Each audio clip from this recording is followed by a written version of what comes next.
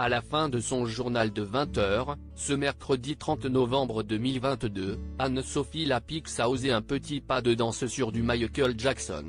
Et ce n'est pas une première pour la journaliste. La soirée était dansante pour Anne-Sophie Lapix. Ce mercredi 30 novembre 2022, comme chaque soir de la semaine, elle était aux commandes du journal de 20h sur France 2. Une édition teintée d'une pointe d'originalité, comme ont pu s'en apercevoir les téléspectateurs les plus fidèles.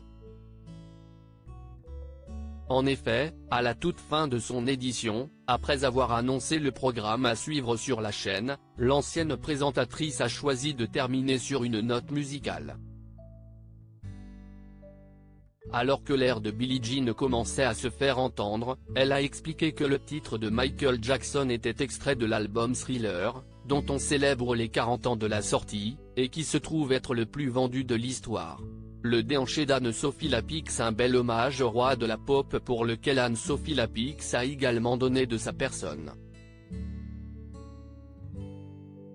L'air du célèbre tube a visiblement donné envie de danser à la journaliste, qui s'est laissée aller à un petit déhanché, accompagné d'un frénétique claquement de doigts, en rythme s'il vous plaît, tout en retournant à son bureau. Une spontanéité qui a visiblement beaucoup plu, voire même amusé l'audience du 20h. Sur Twitter, on remarque quelques commentaires ravis: excellent le petit pas de danse d'Anne-Sophie Lapix à la fin du JT, un petit pas de danse, j'adore, bravo à vous, sympathique cette fin du 20h avec Anne-Sophie Lapix qui danse sur Billie Jean, encourage volontiers les internautes. Une fan de danse et de chant. Ce n'est pas la première fois que la présentatrice de 50 ans s'adonne à une petite danse sur le plateau de son journal.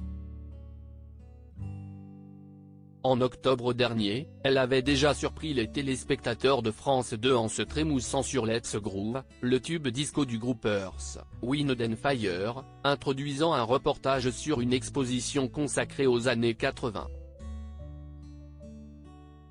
Mais Anne-Sophie Lapix avait aussi donné de la voix. L'année passée, elle avait effectivement entonné quelques paroles de l'Auvergnat, de Georges Brassens, afin de saluer la mémoire du chanteur, dont on commémorait les 100 ans de la naissance.